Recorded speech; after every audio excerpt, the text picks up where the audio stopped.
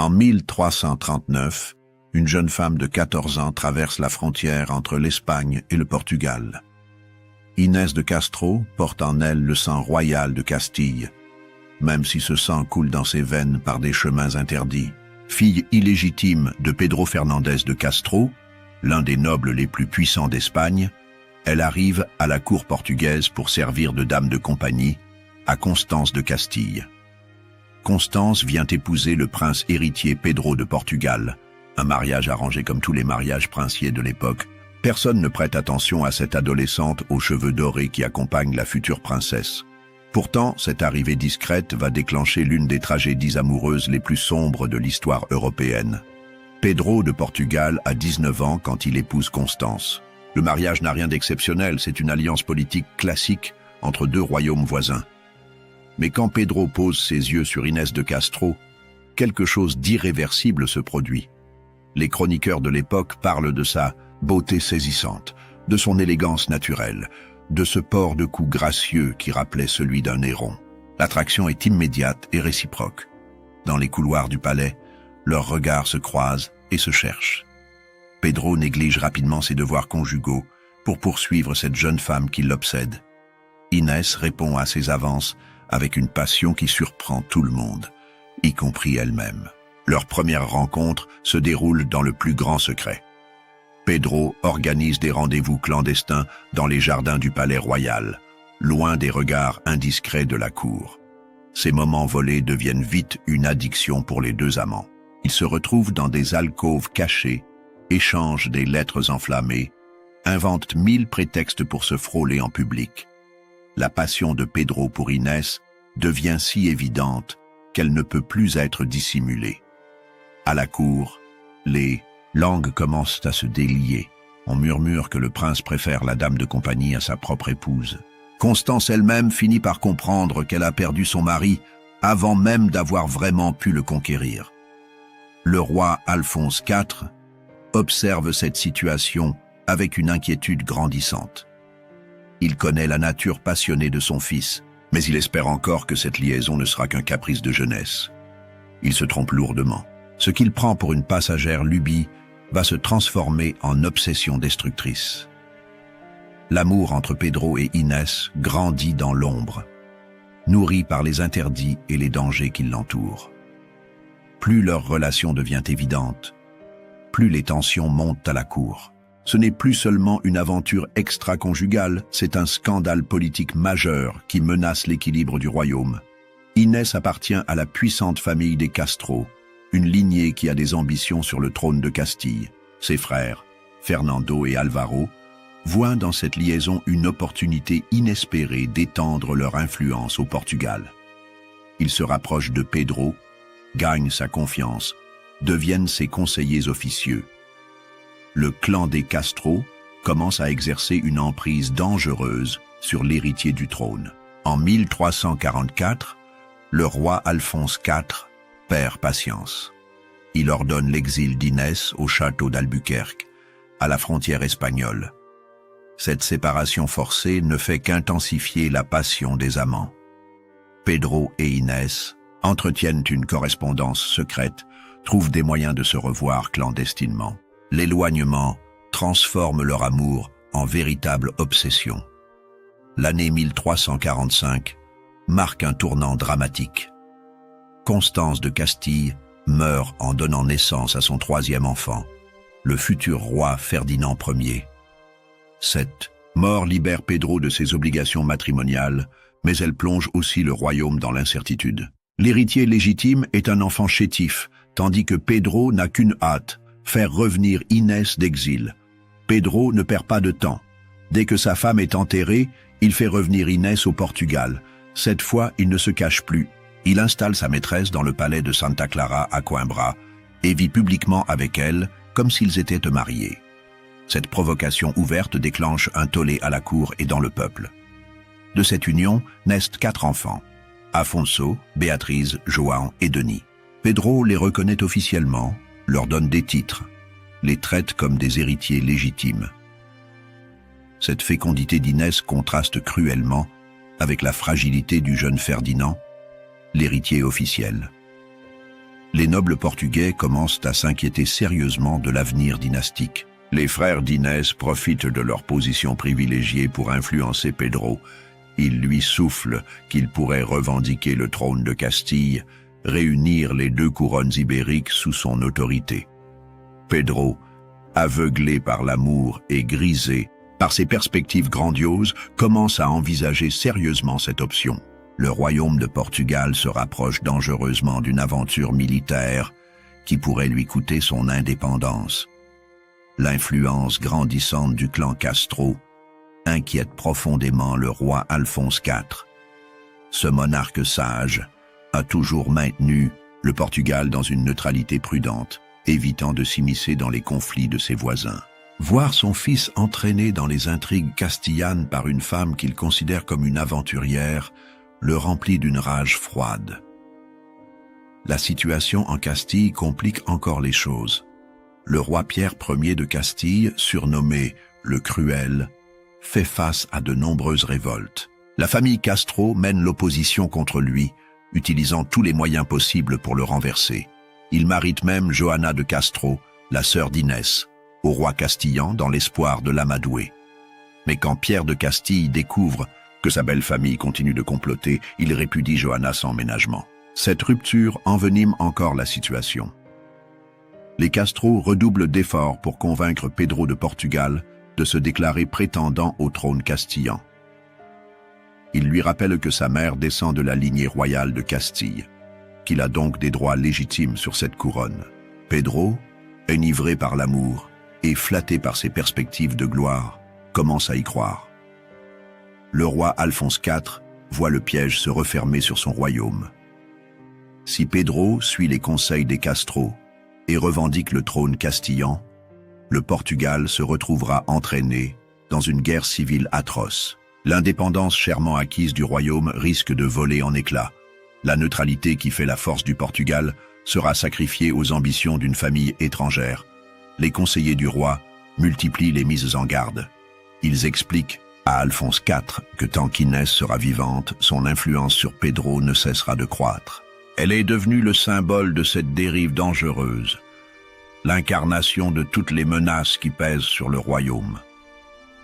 Certains murmurent même que les enfants d'Inès pourraient un jour contester la légitimité de Ferdinand, provoquant une guerre de succession. Alphonse IV tente d'abord la diplomatie. Il multiplie les entrevues avec son fils, essaie de lui faire comprendre les dangers de sa politique. Pedro reste sourd à ses arguments. L'amour l'a rendu aveugle aux réalités politiques. Il ne voit que sa passion pour Inès et les promesses de grandeur que lui font miroiter les frères Castro. Le roi comprend qu'il ne pourra pas raisonner son fils. Pedro est trop amoureux, trop influencé par son entourage, trop grisé par les perspectives de pouvoir qu'on lui fait miroiter. Une solution radicale s'impose si Alphonse IV veut sauver son royaume de la catastrophe. Cette solution a un nom: éliminer Inès de Castro. L'année 1354 marque l'escalade finale des tensions. Pedro vit désormais ouvertement avec Inès dans le palais de Santa Clara, défiant ouvertement l'autorité de son père. Leurs 4 enfants grandissent, prospèrent, reçoivent une éducation princière. Pendant ce temps, le petit Ferdinand, l'héritier légitime, reste un enfant fragile et maladif. Les rumeurs les plus folles circulent à la cour. Certains prétendent que les Castro prévoient d'assassiner Ferdinand pour placer un des fils d'Inès sur le trône. D'autres affirment que Pedro va bientôt annoncer publiquement son mariage avec Inès, légitimant ainsi leurs enfants et bouleversant l'ordre de succession. Le clan Castro pousse ses avantages. Fernando et Alvaro de Castro deviennent des personnages incontournables de la cour portugaise. Ils conseillent Pedro sur tous les sujets, influencent ses décisions, préparent discrètement leur coup de force en Castille. Leur objectif est clair: faire de Pedro le maître de la péninsule ibérique, avec Inès comme reine et leur neveu comme héritier. Alphonse IV sent que le temps presse. Chaque jour qui passe renforce l'emprise d'Inès sur son fils et l'influence des Castro sur le royaume. Il faut agir avant que la situation ne devienne irréversible. avant que Pedro ne prenne une décision qui entraînerait le Portugal dans la guerre civile. Les conseillers royaux sont formels. Seule la mort d'Inès peut briser cette spirale infernale. Sa disparition libérera Pedro de son obsession, écartera définitivement les Castro du pouvoir, préservera la paix du royaume. C'est un calcul, froid, impitoyable, mais nécessaire selon eux. Alphonse IV hésite encore. Ordonner l'assassinat de la mère de ses petits-enfants, même illégitime, lui répugne. Mais les arguments de ses conseillers finissent par l'emporter. Le salut du royaume l'emporte sur ses scrupules personnels. Il donne son accord pour l'élimination d'Inès de Castro. 3 hommes sont choisis pour exécuter cette mission. Pedro Coelho, Álvaro Gonçalves et Diogo López Pacheco. Ce sont des fidèles du roi, des nobles qui mettent l'intérêt du royaume au-dessus de tout. Ils acceptent cette mission avec la conscience du devoir accompli, même si elle les répugne. Le plan est simple et impitoyable. Il faut attendre que Pedro s'absente de Coimbra. Profiter de cette absence pour frapper Inès dans son refuge de Santa Clara. L'occasion se présente en janvier 1355, quand Pedro part chasser dans la région. Les 3 exécuteurs se mettent aussitôt en route. Le 7 janvier 1355, Pedro Coelho, Álvaro Gonçalves et Diogo López Pacheco arrivent au palais de Santa Clara. Inès s'y trouve avec ses 4 enfants, sans autre protection que quelques serviteurs. Elle ne se doute pas du sort qui l'attend, ne soupçonne pas que son destin va se jouer dans les minutes qui viennent. Les 3 hommes pénètrent dans le palais sans rencontrer de résistance. Ils trouvent Inès dans ses appartements privés, entourée de ses enfants qui jouent autour d'elle. La jeune femme de 30 ans comprend immédiatement ce qui l'attend, en voyant leurs visages fermés et leurs épées nues. Inès ne supplie pas, ne tente pas de fuir. Elle sait que sa mort est scellée, que rien ne pourra fléchir ces hommes venus accomplir les ordres du roi. Elle demande seulement qu'on épargne ses enfants, qu'on ne les fasse pas assister au spectacle de son agonie. Cette dernière requête lui est refusée. L'exécution se déroule devant les 4 enfants terrorisés. Inès de Castres meurt sous leurs yeux, assassinée par ces nobles qui croient sauver le royaume en éliminant une femme sans défense.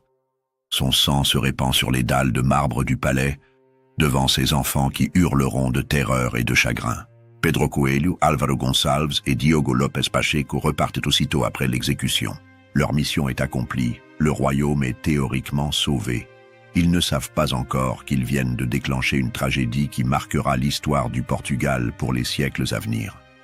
Quand Pedro rentre de sa chasse et découvre le cadavre d'Inès, sa réaction dépasse tout ce qu'on pouvait imaginer. Ce n'est pas seulement de la douleur qui l'envahit, c'est une rage froide et dévastatrice qui va transformer le prince passionné en monstre sanguinaire. L'homme qui aimait Inès plus que tout au monde va consacrer le reste de sa vie à venger sa mort. Pedro comprend immédiatement que cet assassinat a été ordonné par son père. Cette certitude brise définitivement les liens qui l'unissaient encore au roi Alphonse IV. Désormais, il n'y a plus de père et de fils, plus de roi et d'héritier. Il n'y a que 2 ennemis mortels qui vont s'affronter dans une guerre impitoyable. La nouvelle de la mort d'Inès se répand comme une traînée de poudre dans tout le royaume. Les uns applaudissent cette décision courageuse qui sauve le Portugal d'une aventure dangereuse. Les autres s'indignent de cet assassinat lâche d'une femme sans défense. Mais tous pressentent que cette mort va déclencher des événements terribles. Pedro ne pleure pas longtemps sur le cadavre d'Inès. Sa douleur se transforme immédiatement en soif de vengeance. Il fait rassembler ses fidèles, lève une armée, déclare la guerre à son propre père.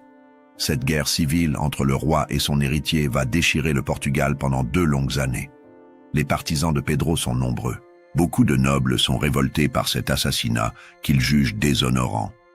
Les frères d'Inès, Fernando et Álvaro de Castro mettent leurs troupes au service de Pedro. Cette rébellion prend rapidement l'ampleur d'une véritable guerre civile. Pedro se révèle un chef de guerre impitoyable. Il ne fait aucun prisonnier, n'accorde aucun pardon, ne montre aucune pitié. Tous ceux qui ont soutenu la décision d'assassiner Inès doivent payer de leur vie. Cette cruauté lui vaut le surnom qui lui restera pour l'éternité, Pedro le Cruel. Alphonse IV découvre avec horreur le monstre qu'il a créé en ordonnant la mort d'Inès. Son fils, autrefois passionné mais relativement clément, est devenu une bête sanguinaire qui ne connaît plus ni pitié ni pardon. La mort d'Inès a libéré en Pedro des instincts de violence qu'il ne soupçonnait pas lui-même. La guerre s'éternise, saignant le royaume. Aucun des deux camps ne parvient à prendre l'avantage décisif. Pedro contrôle le nord du pays avec l'aide des Castro. Alphonse IV tient le sud avec les nobles restés fidèles. Entre les deux, le Portugal se vide de ses forces vives dans des combats fratricides. En 1357, Alphonse IV meurt d'épuisement et de chagrin. Cette mort brutale met fin à la guerre civile et place Pedro sur le trône. Mais le nouveau roi n'a nullement l'intention d'oublier ou de pardonner. Au contraire, son accession au pouvoir lui donne les moyens de sa vengeance. Les vrais responsables de la mort d'Inès vont payer le prix de leurs crimes. Pedro Coelho et Álvaro Gonçalves, 2 des 3 assassins d'Inès, ont eu l'imprudence de rester au Portugal. Ils pensaient sans doute que la mort d'Alphonse IV et la réconciliation nationale leur vaudraient l'amnistie. Ils se trompaient lourdement. Pedro les fait arrêter dès son couronnement et prépare pour eux un châtiment à la mesure de sa haine. Le 3e assassin, Diogo López Pacheco, a préféré s'exiler en Castille. Cette prudence lui sauve la vie, du moins temporairement.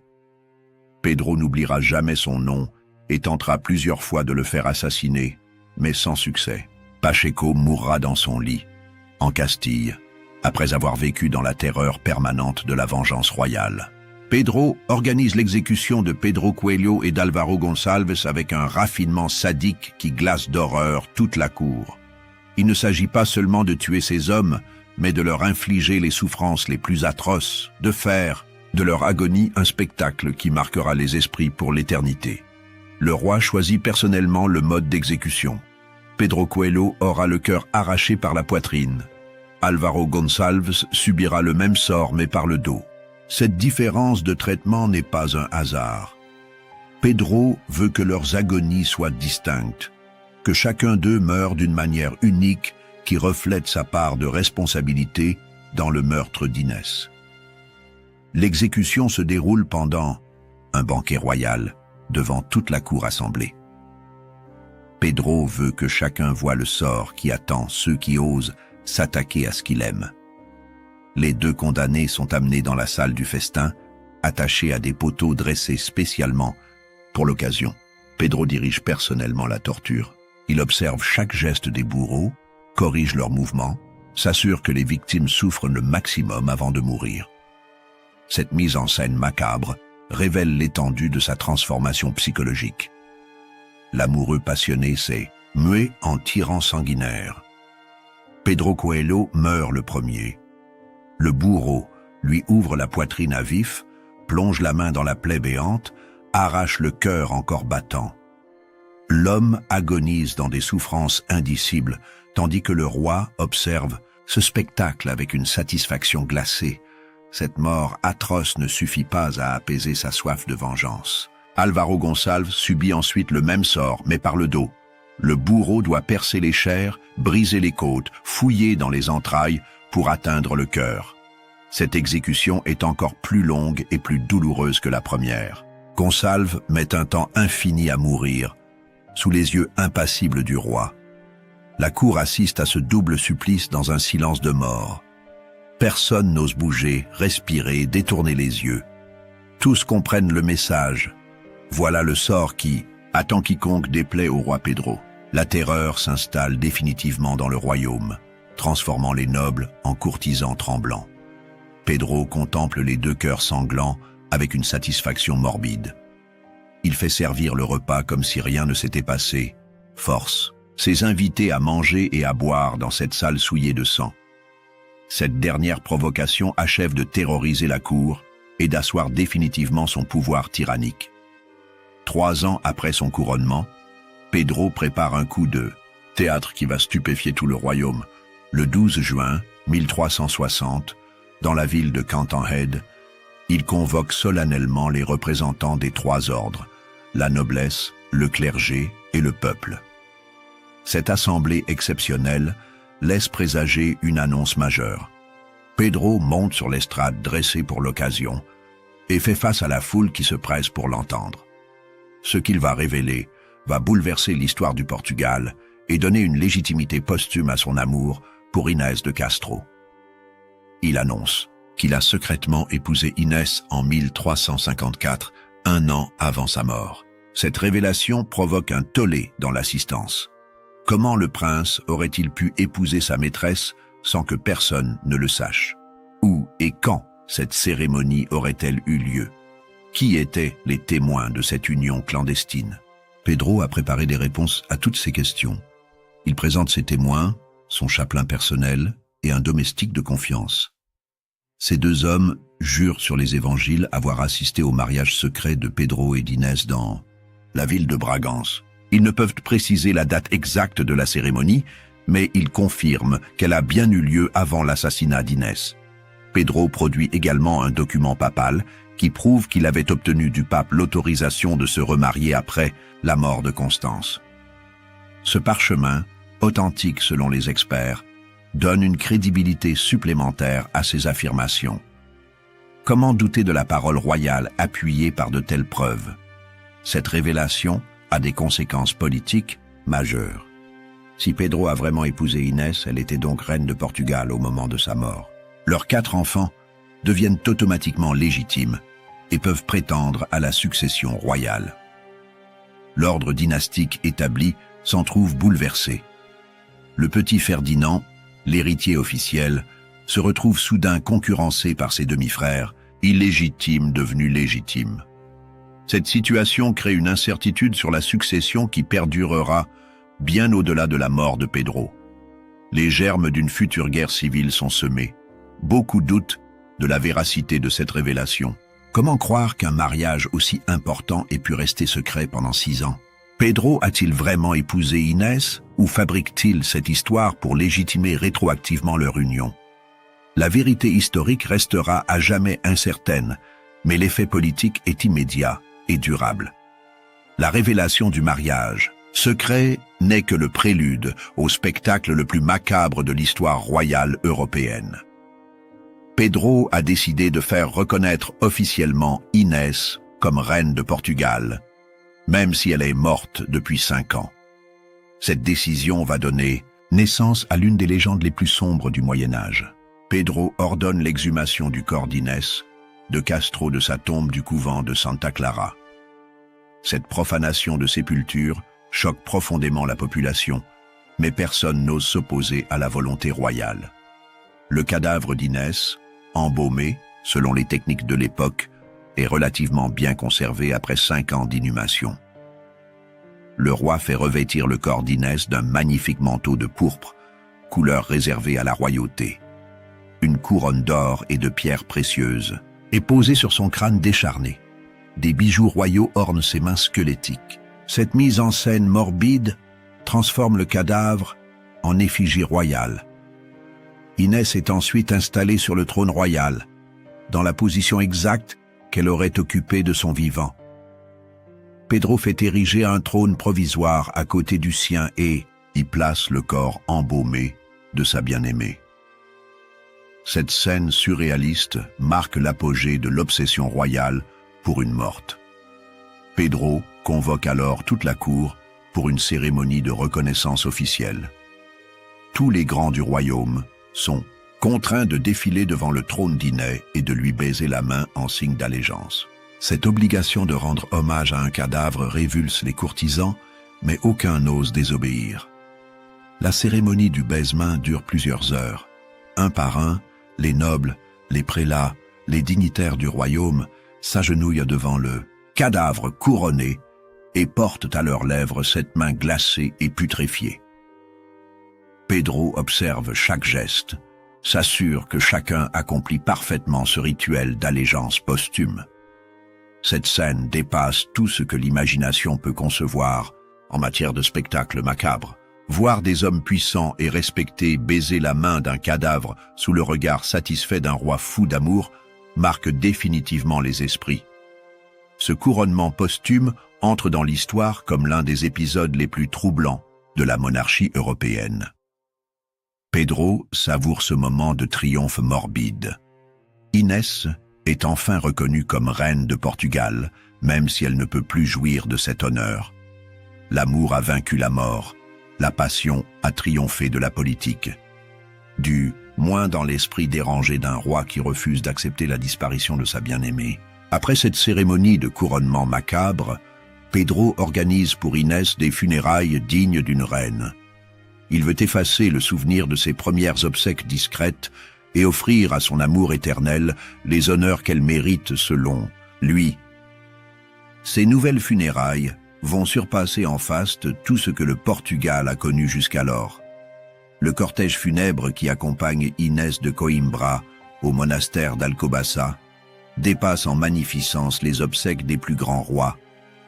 Pedro mobilise toutes les ressources du royaume pour cette dernière cérémonie. 1000 hommes portent des cierges pour que la lumière ne quitte jamais le cercueil royal. La procession s'étend sur plusieurs kilomètres. En tête marchent les évêques et les abbés du royaume, suivis par la noblesse en grand costume. Viennent ensuite les musiciens, les chanteurs, les pleureurs professionnels engagés pour l'occasion. Le cercueil d'Inès, recouvert d'un drap d'or, est porté par 16 nobles de haute lignée. Pedro suit immédiatement le cercueil, vêtu de ses plus beaux atours royaux. Il refuse que quoi que ce soit dans cette cérémonie puisse laisser penser qu'Inès était autre chose qu'une reine légitime. Cette procession grandiose doit frapper les imaginations et ancrer définitivement dans les mémoires le statut royal d'Inès. Le peuple se presse sur le passage du cortège, fasciné par ce spectacle inouï. Jamais on n'avait vu des funérailles aussi somptueuses pour une femme morte depuis 5 ans.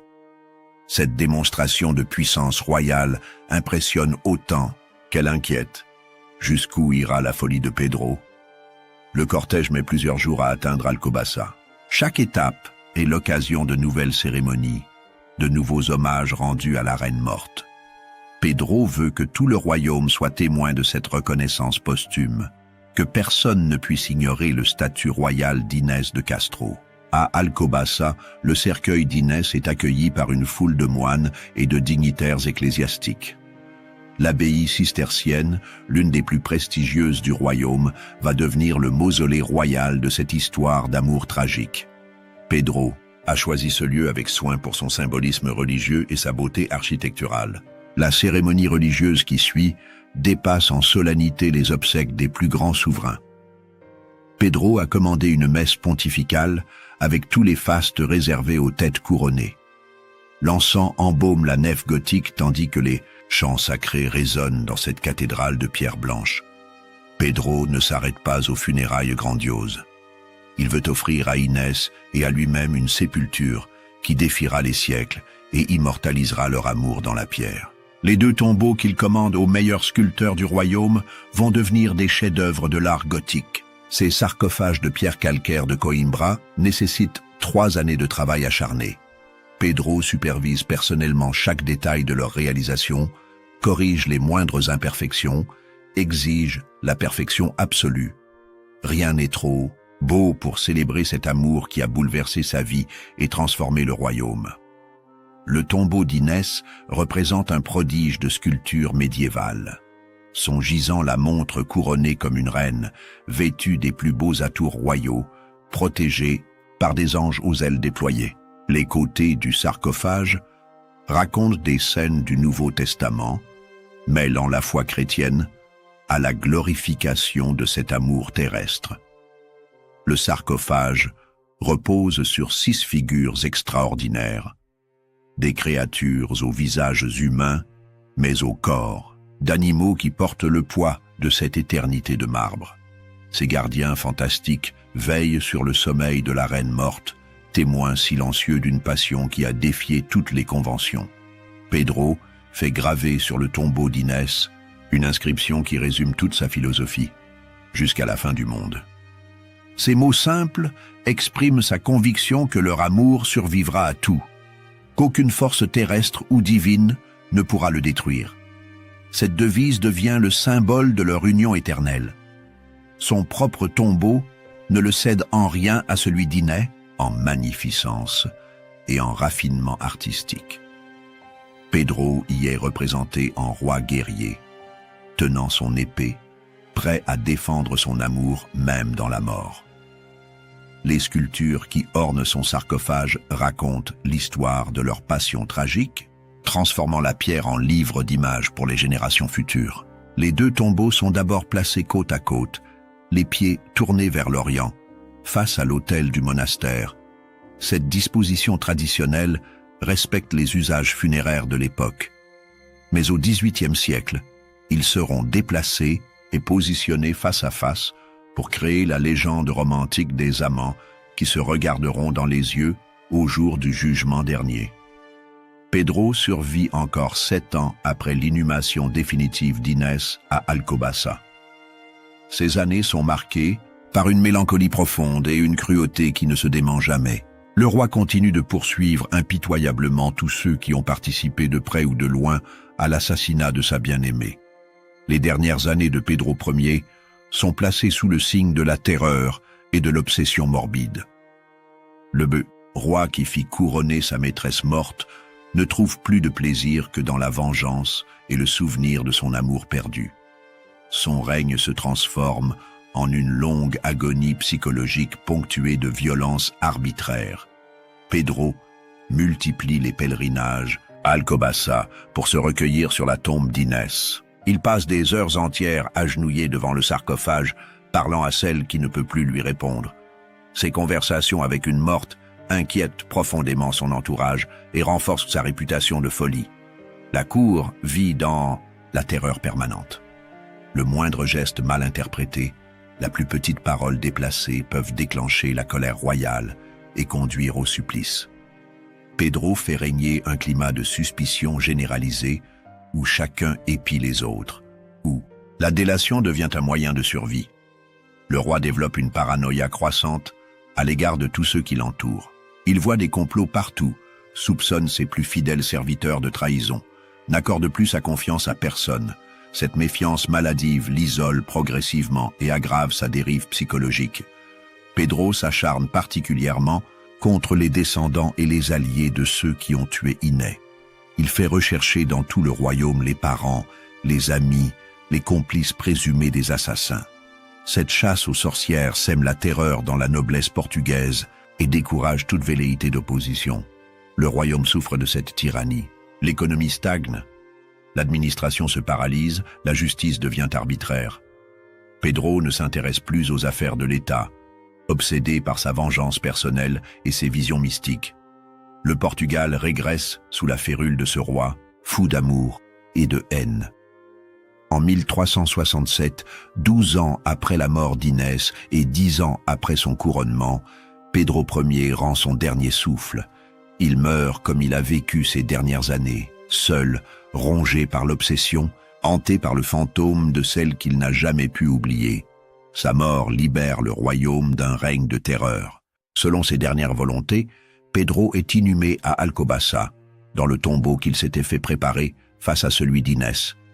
Cette disposition finale scelle symboliquement leur union éternelle.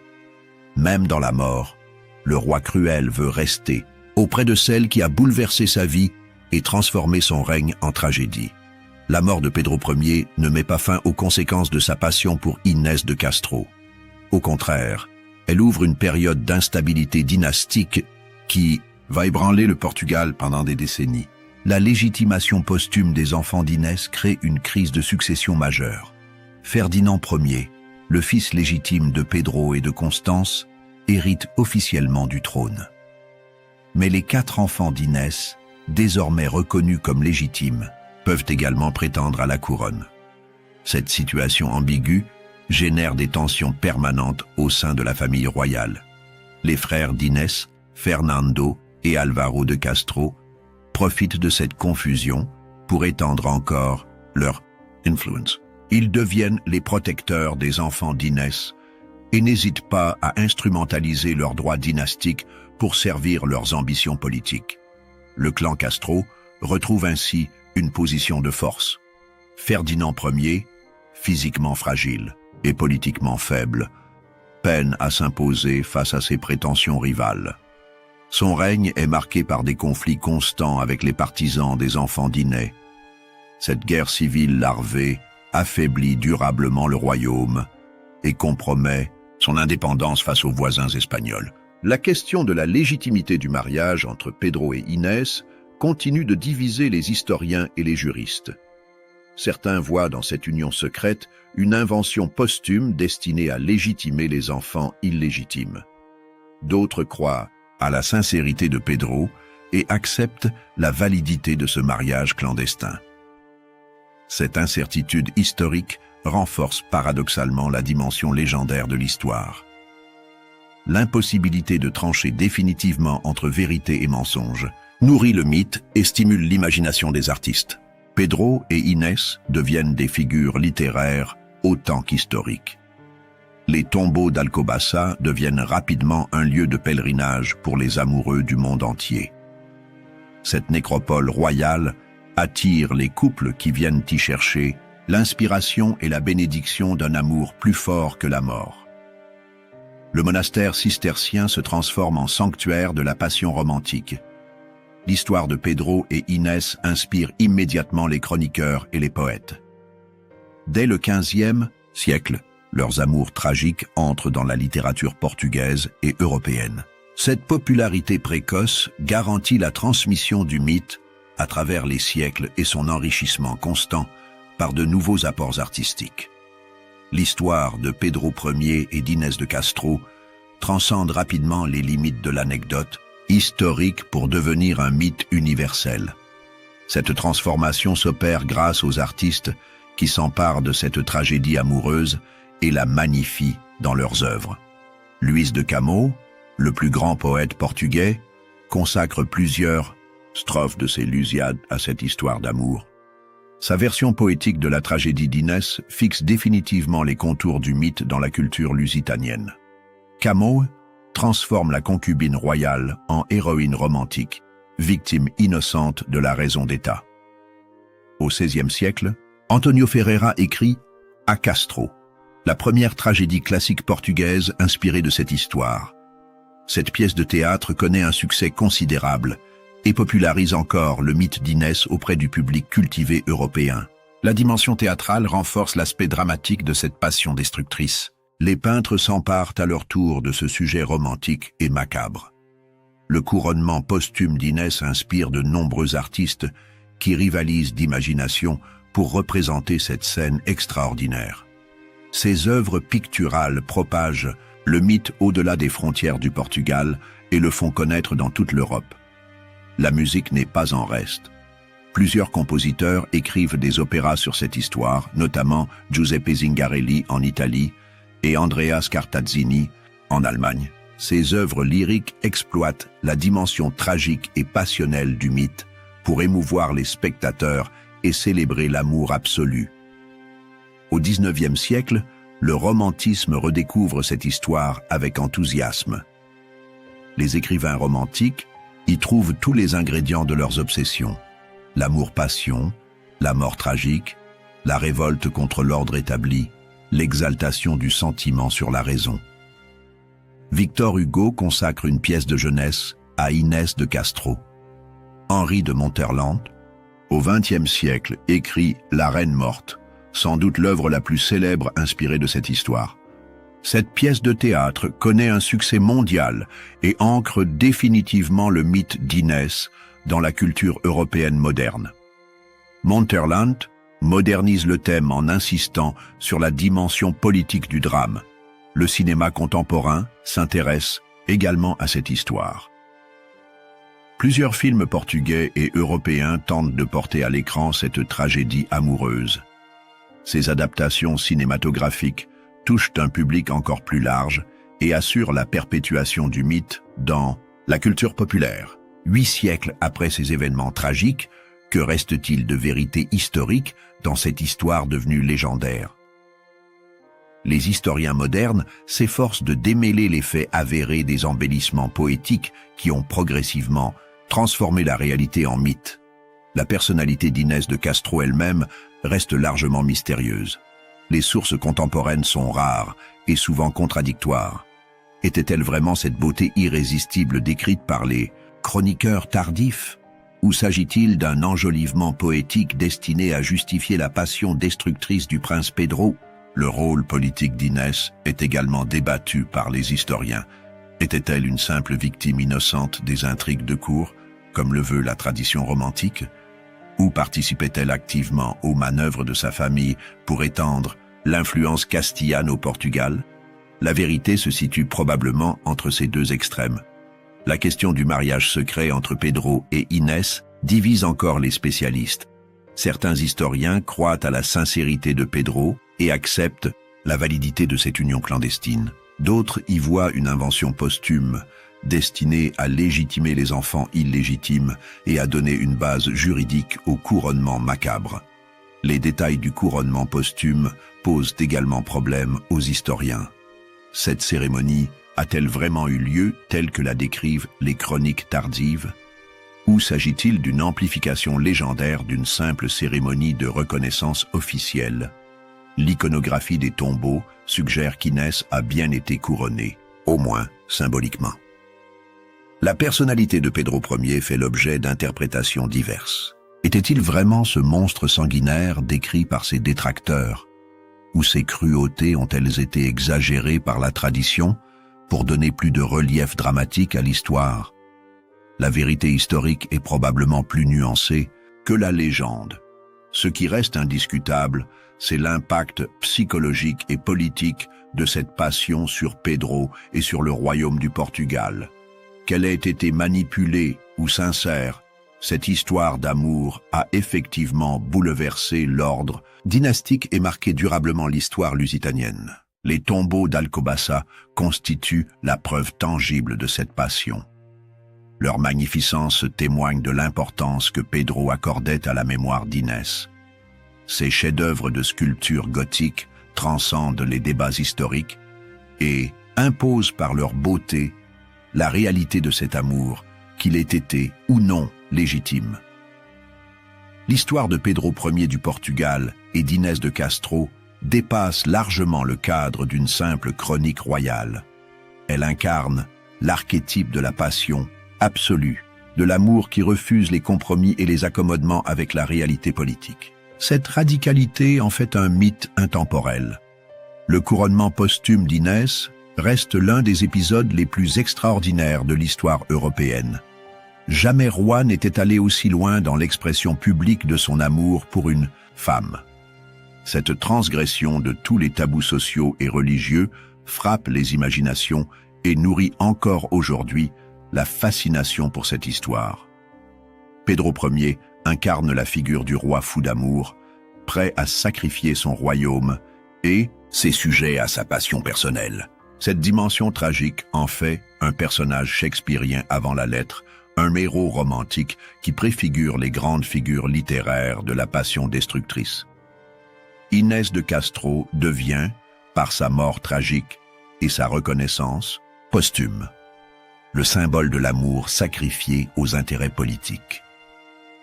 Sa transformation de concubine royale en reine légitime, même à titre posthume, constitue une revanche symbolique sur tous ceux qui l'ont rejeté de son vivant. L'amour de Pedro et Inès interroge les limites entre passion privée et responsabilité publique. Jusqu'où un souverain peut-il sacrifier les intérêts de son royaume à ses sentiments personnels? Cette question traverse les siècles et trouve encore des échos dans les monarchies contemporaines. La postérité a tranché en faveur des amants tragiques. Malgré les souffrances infligées au royaume, malgré les cruautés commises au nom de cet amour, l'histoire a retenu la dimension romantique de cette passion et en a fait un modèle d'amour absolu. Les tombeaux d'Alcobaça continuent d'attirer les pèlerins de l'amour du monde entier.